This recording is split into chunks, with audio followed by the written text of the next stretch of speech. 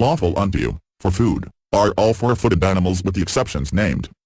Al-Quran 5:1, and cattle he has created for you, men, from them ye derive warmth, and numerous benefits, and of their meat ye eat. Al-Quran 16:5, and in cattle, too, ye have an instructive example, from within their bodies we produce milk, for you to drink. There are, in them, besides, numerous other benefits for you, and of their meat ye eat. Al-Quran 23:21, 3. Meat is nutritious and rich in complete protein. Non-vegetarian food is a good source of excellent protein. It contains biologically complete protein, that is all the 8 essential amino acids that are not synthesized by the body and should be supplied in the diet. Meat also contains iron, vitamin B1 and niacin. 4.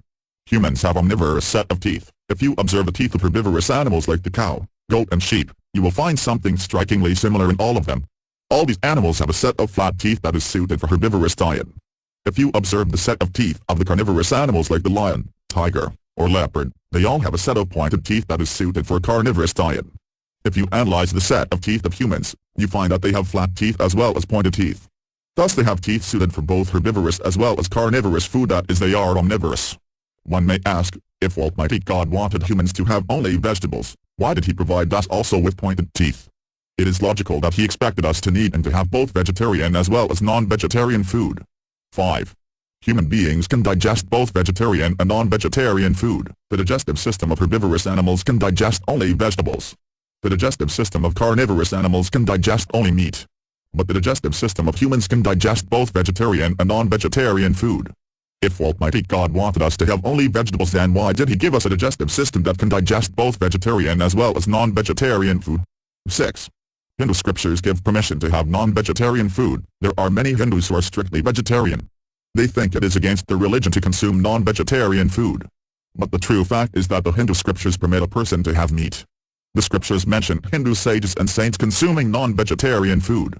It is mentioned in Manu Smriti, the law book of Hindus, in chapter 5 verse 30, the eater who eats the flesh of those to be eaten is nothing bad, even if he does it day after day, for God himself created some to be eaten and some to be eaten.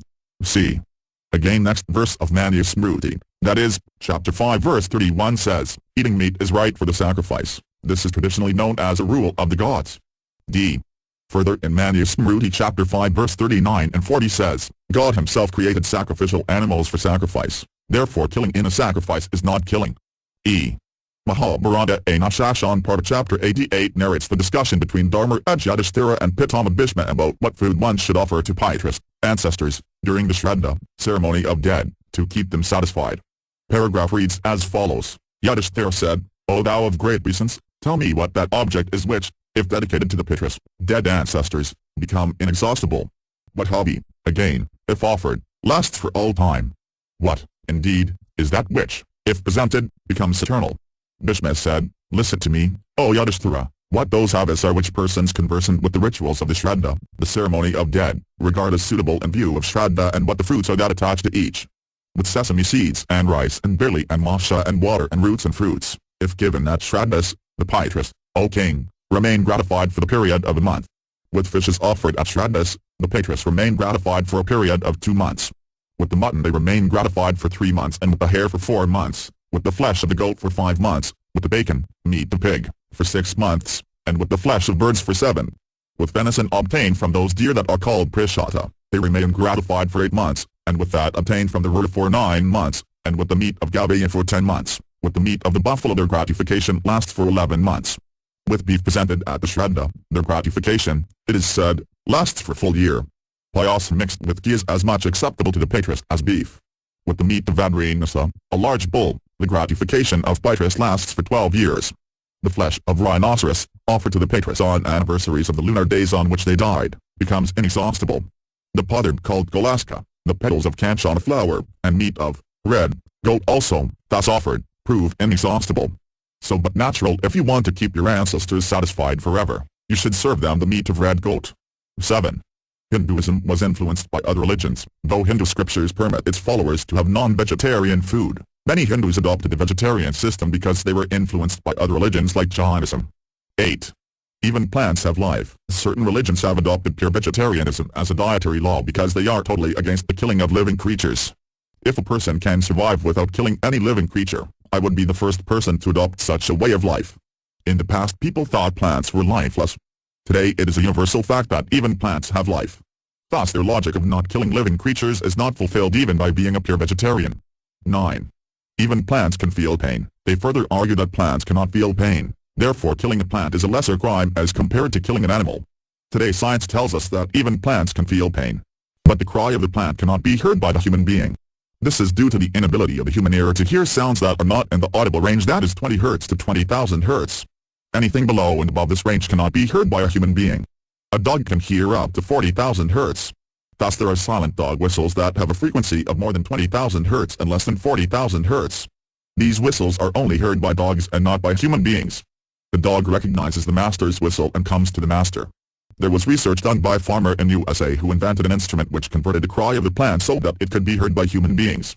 He was able to realize immediately when the plant itself cried for water. Latest researches show that the plants can even feel happy and sad. It can also cry. 10. Killing a living creature with 2 senses less is not a lesser crime. Once a vegetarian argued his case by saying that plants only have 2 or 3 senses while the animals have 5 senses. Therefore killing a plant is a lesser crime than killing an animal. Suppose your brother is born deaf and dumb and has 2 senses less as compared to other human beings. He becomes mature and someone murders him. Would you ask the judge to give the murderer a lesser punishment because your brother has 2 senses less? In fact you would say that he has killed an innocent person, and the judge should give the murderer a greater punishment. In fact the Quran says, O ye people! Eat of what is on earth, lawful and good. Al-Quran 2-168, 11. Overpopulation of cattle. If every human being was a vegetarian, it would lead to overpopulation of cattle in the world, since the reproduction and multiplication is very swift. Allah, SWT, in His divine wisdom knows how to maintain the balance of His creation appropriately. No wonder He has permitted us to have the meat of the cattle. 12. Cost of meat is reasonable since all aren't non-vegetarians. I do not mind if some people are pure vegetarians. However, they should not condemn non-vegetarians as ruthless. In fact, if all Indians become non-vegetarians, then the present non-vegetarians would be losers since the prices of meat would rise. Islamic method of slaughtering animals appears ruthless. Question: why do Muslims slaughter the animal in a ruthless manner by torturing it and slowly and painfully killing it? Answer: the Islamic method of slaughtering animals, known as zabaya, has been the object of much criticism from a large number of people. Before I reply to the question, let me relate an incident about the discussion between a Sikh and a Muslim regarding animal slaughter. Once a Sikh asked a Muslim, why do you slaughter the animal painfully by cutting the throat instead of the way we do with one stroke, that is jhatka? The Muslim replied, we are brave and courageous in attack from the front. We are marad kal bacha, macho men, you are cowards in attack from behind. Jokes apart, one may consider the following points, which prove that the zabaya method is not only humane but also scientifically the best. 1. Islamic method of slaughtering animal. Zaktum is a verb derived from the root word zakah, to purify. Its infinitive is tazkiyah, which means purification. The Islamic mode of slaughtering an animal requires the following conditions to be met. A. Animal should be slaughtered with sharp object, knife. The animal has to be slaughtered with the sharp object, knife, and in a fast way so that the pain of slaughter is minimized. B. Cut windpipe, throat and vessels of neck. Zabaya is an Arabic word which means slaughtered. The slaughtering is to be done by cutting the throat, windpipe and the blood vessels in the neck, causing the animal's death without cutting the spinal cord. C. Blood should be drained. The blood has to be drained completely before the head is removed. The purpose is to drain out most of the blood, which would serve as a good culture medium for microorganisms. The spinal cord must not be cut because the nerve fibers to the heart could be damaged during the process, causing cardiac arrest, stagnating the blood in the blood vessels. 2. Blood is a good medium for germs and bacteria. Blood is a good media of germs, bacteria, toxins, etc. Therefore the Muslim way of slaughtering is more hygienic, as most of the blood containing germs, bacteria, toxins, etc. that are the cause of several diseases are eliminated. 3. Meat remains fresh for a longer time. Meat slaughtered by Islamic way remains fresh for a longer time due to the deficiency of blood in the meat as compared to other methods of slaughtering. 4. Animal does not feel pain. The swift cutting of vessels of the neck disconnects the flow of blood to the nerve of the brain responsible for pain. Thus the animal does not feel pain. While dying, the animal struggles, writhes, shakes and kicks, not due to pain, but due to the contraction and relaxation of the muscles deficient in blood and due to the flow of blood out of the body. Non-vegetarian food makes Muslims violent. Question: science tells us that whatever one eats, it has an effect on one's behavior. Why then does Islam allow Muslims to eat non-vegetarian food, since eating of animals could make a person violent and ferocious? Answer: 1. Only eating of herbivorous animals allowed. I agree that, What a person eats has an effect on his behavior. This is one